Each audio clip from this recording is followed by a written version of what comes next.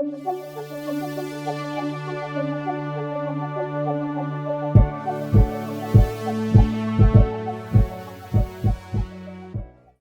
tout le monde et bienvenue dans cette conversation sur le jeu For the Queen pour le podcast Dans l'ombre du dragon.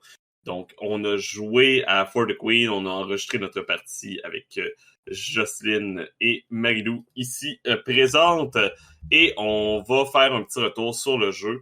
Un jeu que, personnellement, je peux très bien en parler parce que je dois avoir peut-être une dizaine ou c'est pas une vingtaine de parties de For the Queen de fait. C'est un jeu que j'ai surexploité suite à sa sortie. Un jeu d'Alex Roberts qui édité par Evil Hat Production qui font aussi Fate et d'autres gros titres, Agon, Fate, Blades in the Dark. Donc une compagnie quand même bien connue, Evil Hat Productions. For the Queen a été un beau petit phénomène dans le monde des jeux de rôle indépendants. Ça l'a créé toute une lancée de petits jeux simples, compacts, des jeux de rôle de voyage que t'as pas besoin d'expliquer nécessairement à ta famille. Parce que les règles sont extrêmement simples. Tout d'abord, voici la boîte du jeu. Je l'ai. C'est tout minuscule, tout mignon. Quand je dis que ça s'apporte en voyage, ça tient vraiment juste là-dedans. Et essentiellement, on ouvre le jeu, on tourne les cartes expliquent les règles, et les règles, essentiellement en très, très grosses lignes, c'est on répond à des questions. On construit une histoire en répondant à des questions. Plus on répond aux questions, plus nos personnages, plus le monde va venir se préciser tout simplement. Donc, il n'y a pas plus de présentation des règles que ça. Les deux petites affaires, il y a une carte X, un outil qui nous permet de dire non, je ne veux pas répondre à la question. On a de l'inspiration pour les reines. Nous, on a pris une photo, mais il y a énormément de reines. J'ai joué avec plusieurs d'entre elles. Dans notre partie qu'on avait faite ensemble hors honte, c'est laquelle qu'on avait pris déjà? Celle-là qui est tout habillée en noir avec un voile. Rouge. Ah oui, c'est ça. Qui avait l'air... Je vais vous montrer la reine que personne ne veut jamais prendre. On va sûrement... C'est elle qu'on avait pris, c'est ça? Elle qu'on avait pris. C'est elle que personne ne veut jamais Ah prendre. non, j'avoue, le dernier choix. Un jour, je vais faire un For the Queen avec... Un spécial. Avec la pas reine Elisabeth. Oh oui. Ah, c'est peut-être pour ça, vu qu'elle ressemble déjà trop à une reine que tout le monde connaît. Ouais. On dirait que ça conduit moins comme l'envie d'inventer quelque chose. Non, c'est ça. C'est tout. C'est pas plus complexe que ça. Et je vais vous demander tout simplement, comme moi j'ai joué plusieurs fois, je suis curieux d'entendre vos réponses à vous en premier. En commençant par Marilou, tu sais, c'était quoi vos attentes sur For the Queen? La première fois que vous avez joué, ou là c'était la deuxième partie qu'on faisait, mais la première partie vraiment qu'on a faite, c'était quoi vos attentes? À quoi vous attendiez de ce petit jeu? Au début, honnêtement, là, j'étais quand même un peu méfiante du jeu. J'étais comme, mais comment ça peut fonctionner? T'as pas de personnage quand tu commences, t'as pas comme... Puis en plus, c'était mon premier jeu sans maître de jeu aussi, auquel j'ai joué. Donc, honnêtement, c'était vraiment comme... J'étais comme un petit peu méfiante dans l'expérience, mais je suis allée avec un esprit ouvert. Puis honnêtement, j'ai vraiment beaucoup aimé ça. C'est une super belle expérience de comme construction de monde, construction de narrative, en collaborant. Le jeu est comme très très simple, mais les questions, là, tu sais, ils frappent, là, tu sais, t'as comme... Des fois, là, faut que tu t'installes, tu fais comme, OK, ça, là, va falloir que je me fasse souffrir. Fait que, ouais, non, honnêtement, super belle expérience, super belle découverte, là. Je vais probablement m'acheter ce jeu-là en copie physique pour quand on va pouvoir se revoir en personne un jour. Un jour. Un jour. Ça me donne une idée de quand est-ce qu'on enregistre ce podcast. Si vous écoutez ça dans le futur. Jocelyne, de ton côté? Moi aussi, c'était la première fois que je jouais un jeu de rôle sans maître du jeu. J'avais de la misère à m'imaginer aussi comment construire une histoire comme ça avec des questions. Mais en fait, la clé, c'est vraiment d'écouter les réponses des autres et tout le temps, c'est se rebondir sur l'histoire pour créer une histoire. Un coup que tu as compris ça, c'est comme ça devient vraiment le fun. Là. C'est comme ça ouvre la perspective à plein d'autres jeux dans le même. Mais c'était vraiment ça comme la porte d'entrée que j'ai eue là-dessus. Donc ça avait fait une vraiment belle histoire qui n'est pas enregistrée, mais qui était très, très intéressante. Donc j'étais contente, c'est ça, de rejouer ce soir parce que ça avait beau être les mêmes questions, c'était pas du tout dans le même contexte, donc ça dérangeait pas, c'était les mêmes questions. Même au contraire, on pouvait appréhender, oh non, j'espère que je pognerai pas de telle question que je sais qu'il existe, et avec mon personnage, ça va être bizarre. Là. Fait que, tu sais, ça amenait comme une autre dynamique de rejouer. Oui. Je pense que tu as un bon point quand tu parles de porte d'entrée pour ce style de jeu-là. Parce que c'est vrai que For the Queen donne quand même un bon feeling de est-ce que les gens vont aimer des jeux plus collaboratifs, tu sais, qu'il faut vraiment justement baser beaucoup sur l'écoute puis rebondir sur ce que les autres donnent puis que on se passe la balle essentiellement. C'est vraiment un bon test. C'est un jeu simple, mais j'ai l'impression qu'il faut être quand même dans le bon état d'esprit pour jouer. Faut pas... Puis tous les genres de jeux, moi je dis les jeux qu'on est tous maîtres de jeu, sont comme ça. Je pense qu'il faut briser notre barrière de notre autocensure. C'est ça des fois le plus dur, parce que c'est le genre de jeu que t'as une idée, dis-la. Ça sera peut-être pas la meilleure idée, mais vas-y, puis les autres au pire vont t'aider, ils vont te poser des questions, ils vont te donner des idées. Mais je pense des fois, c'est la difficulté qu'on a, surtout quand on est habitué d'être plus en mode réactif dans certains jeux. Quand t'inventes ce que tu veux. Moi, la première fois que j'ai joué, l'appréhension que j'avais, c'était un peu comme toi, Magnus, c'est OK, mais c'est quoi mon personnage? Genre, j'étais comme... Je vais répondre à la question, mais c'est quoi le contexte? C'est quoi... Mais tu sais, rapidement, tu comprends qu'essentiellement, t'inventes ce que tu veux.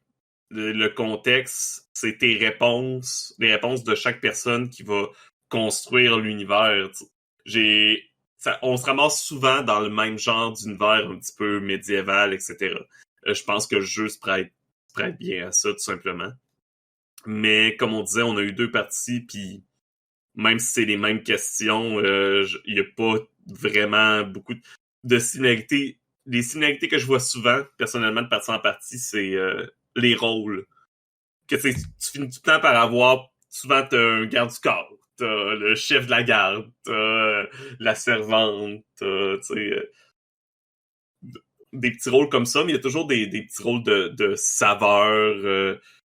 En même temps, moi, personnellement, j'aime ça que ce soit pas totalement défini. Tu sais, on a fini notre dernière partie, puis on n'a jamais su le nom d'aucun de nos personnages. Non, en effet, là, ça n'a jamais été quelque chose qu'on s'est posé, là. Mais, ouais, très, très bon jeu. Puis aussi comme une excellente... Tu sais, t'as dit que c'était une excellente porte d'entrée au jeu collaboratif. Moi, personnellement, je le recommanderais à des gens qui seraient intéressés à apprendre à être maître de jeu dans d'autres systèmes. Parce que c'est vraiment un jeu qui te demande comme de partir de presque rien. Tu as l'image de ta reine, puis ça te demande à réfléchir rapidement à différents détails, à créer comme un univers autour de ça, à définir des personnages comme en un instant, puis à réfléchir un petit peu dans comme un contexte très narratif qui est comme avec quand même un peu quelques années d'être maître de jeu sous la ceinture, c'est quand même quelque chose qui reste extrêmement difficile. Retrouver ces détails-là, puis arriver à construire quelque chose de comme autour de peu pour tes joueurs, pour que ce soit un monde qui respire et qui a l'air d'exister. Fait que ce jeu-là serait une excellente suggestion que j'aurais pour des gens qui ont un peu peur de se lancer dans justement être maître de jeu, comme d'essayer ce jeu-là, essayer de voir comment est-ce qu'ils peuvent réagir, l'improvisation, puis pratiquer un peu ces muscles-là. C'est justement les questions qui arrivent. C'est beau de faire un personnage que t'es le meilleur ami de la reine, puis finalement, tu pognes la question, la reine t'a puni. Bon, Fait que là, tu sais, ça change tout. Faut tout changer comme ton personnage de bord pour fitter un peu avec la question que tu as eue. Ouais. C'est ça qui fait évoluer, justement, qui fait un personnage moins en 2 dimensions. Ouais, puis je pense que c'est la beauté du jeu souvent parce que puis je le vois dans nos yeux quand on joue, tu sais, on fait comme on pense tout un peu à l'idée de notre personnage. Puis là, il y a une question qui sort, puis on est comme oh, OK, là genre tout vient de Tout a changer. repassé. Puis souvent, c'est ça qui est plaisant. Tu sais, moi, personnellement, quand je joue un jeu que je suis maître de jeu, justement, ce que j'aime le plus en tant que maître de jeu, c'est d'être surpris. J'aime pas ça en tant que maître de jeu, avoir l'impression de savoir tout ce qui va se passer. J'aime ça qu'on me lance, que les joueuses et les joueurs me surprennent. J'aime ça être pris au dépourvu. Puis c'est pour ça que j'aime les jeux les jeux narratifs comme ça, parce que tu passes ton temps d'être pris au dépourvu. Je pense que c'est pour ça que ces jeux-là aussi, c'est des jeux qui sont faits pour jouer une fois, parce que ça demande plus d'efforts de tout le monde, ça demande plus d'efforts d'écoute, ça demande plus d'efforts de ton esprit roule toujours. OK, justement, bon, telle question, telle affaire. Parce que des fois, même, tu commences à répondre, puis en plein milieu de la phrase, déjà, tu peux reprendre. Ah non, peut-être une autre idée. Ouais, c'est ça. Parce que tu sais, tu construis en même temps que tu parles, que tu réponds à la question. Fait que c'est ça. Puis après ça, ben, tu vis aussi avec les autres réponses, non seulement les tiennes, mais avec les autres réponses. En même temps, ça te permet d'aller chercher des éléments. Continuer. C'est très basé sur le principe d'improvisation du oui et. Fait Ouais. t'as tout le temps de l'information, t'emmagasines, tu t'ajoutes ça à tes propres perceptions, puis ça crée vraiment comme une super belle toile. Tu sais, nous autres, dans notre game qu'on a fait, puis qu'on a filmé cette fois-ci, on avait comme beaucoup d'éléments culturels aussi du royaume où est-ce qu'on était, toute la façon dont la succession fonctionnait, puis on a tout créé ça on the spot, dans la game, avec juste une image. Ça fait que c'est vraiment beau de voir comme toute l'improvisation, puis toute la richesse narrative qui peut ressortir de ces games-là. Puis peut-être qu'éventuellement, ça pourrait, quelqu'un pourrait vouloir utiliser l'univers qu'ils ont créé dans une partie de For the Queen pour un autre projet, puis partir de ça comme. Une autre beauté des petites questions. Je vais montrer les cartes parce que les gens les ont pas vues nécessairement. Ça, c'est la dernière, puis les questions tiennent. C'est assez simple. Mais je trouve aussi que souvent, je sais pas comment Alex Roberts a fait ça, mais souvent, tu piges une question, tu fais comme, OK, c'est genre... C'est un peu comme l'horoscope, j'ai l'impression. Là, tu fais comme, c'est parfait pour mon personnage. Parce que les questions sont assez générales pour que tu fasses comme ton personnage, Marilou, qui est à peu près puni, qui a eu tous les malheurs avec la reine. Les punitions, Oh, oui. T'as déçu la reine, t'as été puni, Mais malgré tout ça, je l'aimais. C'est ça. Dis la personne qui l'a pas défendu, là, mais bon. C'est jamais trop tard pour se libérer de ces vieux patterns d'abus et d'avoir une nouvelle vie puis une nouvelle perception. Est-ce que pour vous, il y a certains obstacles au jeu? T'sais, on disait que c'était un jeu peut-être justement qui demande un petit peu plus d'improvisation. On n'en a pas parlé, mais c'est un jeu que vous pouvez modifier la durée. Donc, une partie peut prendre 30 minutes. Comme vous pouvez faire des parties de 2, 3, 4 heures, dépendamment de où vous mettez la carte de la fin dans le paquet, tout simplement. Mais est-ce qu'il vous semble avoir des obstacles quelconques? Ça va définitivement... Oh, pardon. Ah, c'est ça, mais comme on a déjà dit, ça prend des personnes vraiment qui ont le goût de jouer à ce genre de jeu, qui sont prêts à écouter surtout, pas juste à parler comme à côté. Faut vraiment être présent dans ce jeu-là. Donc. Je pense que c'est ça. Les obstacles que j'ai vus le plus personnellement au cours des plusieurs parties que j'ai faites, c'est que souvent les gens, tu commences à jouer puis les gens font comme, OK, mais c'est quoi le contexte? C'est quoi mon personnage? C'est peut-être quelque chose que je reproche un peu au jeu.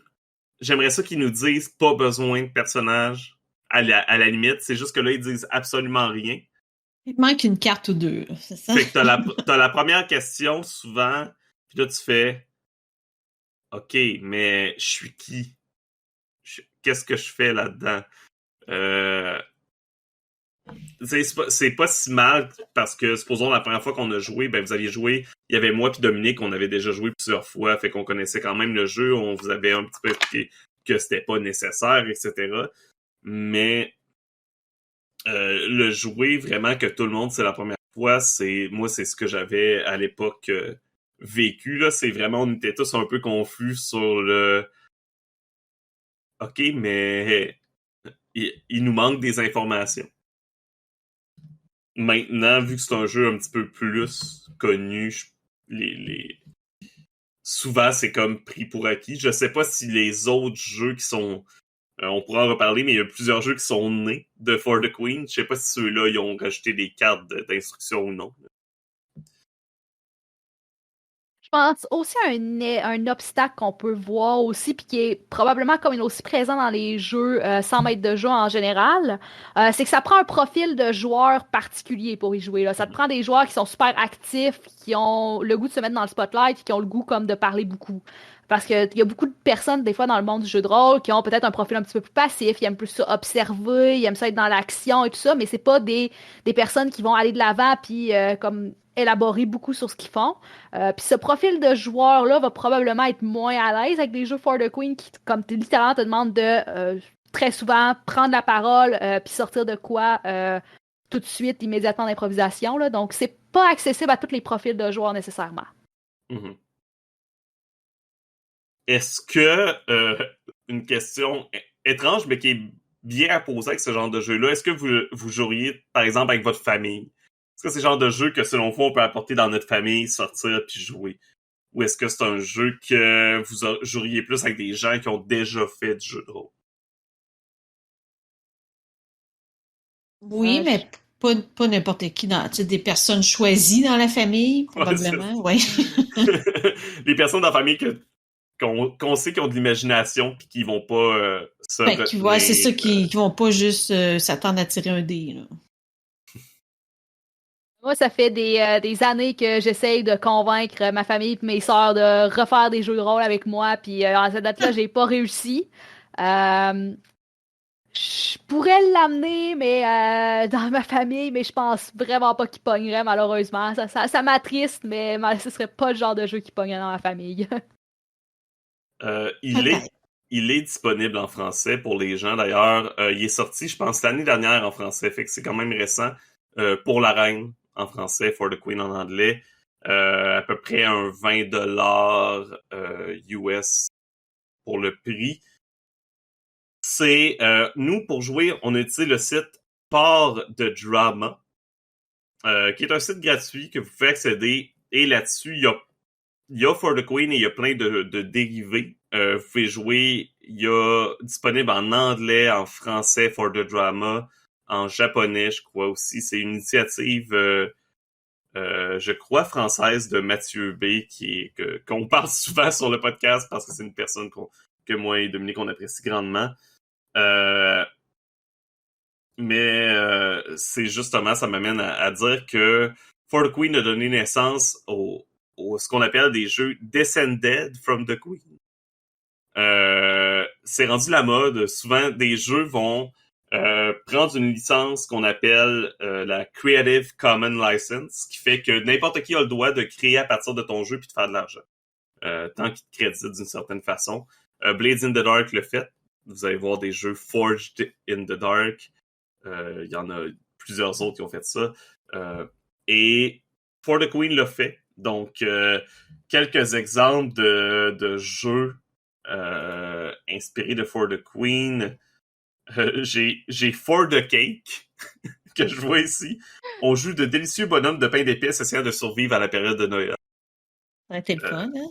L'année prochaine, peut-être. Sympathique. Ouais, c'est un jeu de Noël. For the Band, un vieux band qui se retrouve, qui font une tournée de réunion sur Around the Couch, donc sur le canapé, un jeu de colocataire dans un appartement avec tout le drama que ça implique. Il y en a un dans un univers d'école de magie. Il y en a un québécois fait par mon ami Tiraneuil qui est, je me souviens plus du nom exact, mais qui est sur le deuil, donc que c'est les gens qui se rassemblent et qui se remémorent la vie d'une personne défunte. Donc, il y a vraiment toutes sortes de... Puis le principe est toujours le même, des questions à répondre, tout simplement. Et une histoire. C'est ça, des questions, échanger des questions, ça. Oui, exactement. Est-ce que c'est... Parce qu'il y en a qui pourraient être réutilisés pour n'importe quel contexte aussi, des questions, là. Les questions sont quand même dirigées, en quelque sorte. Sont pas, comme dans For the Queen, sont pas dirigées envers une époque, mais ils ont tout rapport à la reine. C'est dans Around the Couch, c'est toutes des questions par rapport à ce qui se passe sur le sofa dans l'appartement. J'imagine que dans For the Band, c'est des questions par rapport au band et aux relations c'est vrai. Etc. Fait qu'il faut quand même les changer. Si jamais vous voulez vous essayer à créer un jeu de The Death from the Queen, vous pouvez le faire sur For the Drama, puis c'est gratuit, puis après votre jeu peut être joué par n'importe qui, tout simplement. C'est vraiment pas complexe. C'est dans... On parle pas beaucoup de game design en général, mais si vous voulez créer un jeu, à partir d'un système qui existe déjà, c'est sans doute le plus simple. Faut juste penser à des bonnes questions, mais le principe est pas super complexe. Est-ce que vous rejoueriez? Là, la question, c'est ça, alors que c'est la deuxième fois qu'on jouait. Mais est-ce que vous rejoueriez une troisième fois? Ah, définitivement, moi, ça va probablement être un jeu que je vais amener dans mes soirées d'amis adeptes de jeux de rôle pour leur faire essayer. Ben, moi aussi, parce que je suis vraiment surpris de comment on a twisté les affaires autrement à partir de la même prémisse. Donc, c'est sûr que voir une troisième fois, qu'est-ce qui peut en sortir? Ou même jouer aux variantes, j'aimerais ça aussi beaucoup. Ah, il y a des variantes qui ont l'air vraiment le fun. Ben oui. Ouais, vraiment. C'est sûr qu'il va falloir s'en faire un à un moment donné. Ah, le jeu de québécois, c'est À la mémoire que se nomme. Donc, si vous voulez le trouver sur For the Drama, je viens de le trouver. Mais il y en a For the Toys, qu'on joue un peu à la Toy Story, tu joues les jouets d'un enfant. Écoute, il y en a plein, là. Il y en a... Et ça me donne tout le goût. Mais ouais, donc je pense que c'est unanime. Moi, j'ai réponds pas à la question parce que, comme j'ai dit, je possède le jeu. C'est comme mon jeu que j'apporte quand il y a des conventions physiques. À l'époque où ça existait encore, des conventions physiques. Quand j'étais jeune, non, mais j'apportais ce jeu-là, puis c'est comme le jeu que je sortais super facilement. Entre deux parties, tu fais une petite partie de 30 minutes pour le montrer à des gens. Il n'y a pas de préparation du tout. Non, c'est ça. C'est pour ça qu'il est facile à sortir. Parce que souvent, dans les jeux de rôle, on se le cachera pas. Surtout, tu sais, des jeux un petit peu plus lourds. Je sais que Maglou, t'es fan de Blades in the Dark, c'est un jeu que je joue aussi. Puis même là, quand même beaucoup de règles à expliquer aussi. T'sais. Fait que souvent, tu te ramasses à ta première session, c'est 2, 3, 4 heures d'explication de règles.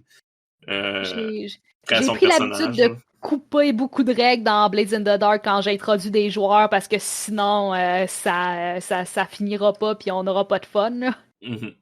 Mais ouais, non, définitivement que ce jeu-là est comme... Tu peux sauter pieds joints là-dedans puis t'as pas besoin comme de longues explications qui peuvent malheureusement des fois décourager du monde qui sont un petit peu novices dans le jeu de rôle à apprendre un nouveau système. Donc... Mais je pense que c'est ça, moi, qui m'avait le plus impressionné la première fois que j'ai joué. C'était comme, OK, wow, tu peux faire un jeu de rôle que tu sors pis tu joues. Genre, ça, c'est possible. Parce que même les jeux de rôle, souvent, qui disent ça, j'ai l'impression que t'as quand même un bon, des fois... Tu sais, Wonder Home, la première partie qu'on a voulu faire ensemble, c'est un jeu de rôle que t'es supposé sortir puis jouer, mais finalement, ça nous a pris 2 heures préparer la partie, tu sais. Ah, parce qu'il fallait faire tout le contexte. Ouais, c'est ça. Moi, c'est ça. Tu le comptes pas dans le jeu. Tandis que là, tu le construis à mesure. Il n'y a pas comme une étape de préparation. Puis là, tu joues. C'est comme fluide, là. il y en a eu d'autres depuis la sortie For the Queen. Il y en a eu plusieurs. J'ai pas de nom en tête. Si ça me revient, je mettrai peut-être en lien, en commentaire au podcast. Mais il y a d'autres après, créateurs, créatrices de jeux de rôle qui ont fait ce qu'on appelle maintenant des jeux de rôle de poche, essentiellement. Des petits jeux de rôle qui tiennent dans une boîte que tu peux apporter partout puis que tu sors puis tu peux jouer. Alex Roberts a vraiment parti un petit phénomène en faisant ça. Puis, c'est une bonne chose. Je pense que ça me rappelle aussi, je sais pas si ça avait déjà joué à des jeux comme Oui, Seigneur des Ténèbres ou Once Upon a Time. C'est des vieux jeux de société.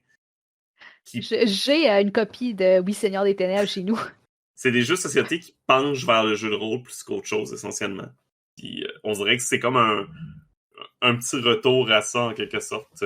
C'est comme une suite logique. C'est la rencontre des deux et puis jeux de rôle, presque, à quelque part. Parce que les jeux de société, techniquement, c'est fait pour que tu sors puis tu joues, malgré que pour avoir travaillé dans le domaine, c'est pas ça non plus. Mais bon, ça dépend des jeux. Est-ce qu'on avait d'autres commentaires sur For the Queen? Ça fait pas mal le tour de mon côté.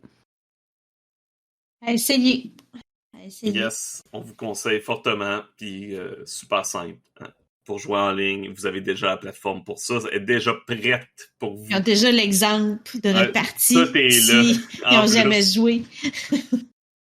Merci tout le monde. Merci énormément d'avoir été avec nous. On vous dit à la prochaine, pendant que nous, on va continuer à découvrir d'autres jeux dans l'ombre du dragon. Au revoir.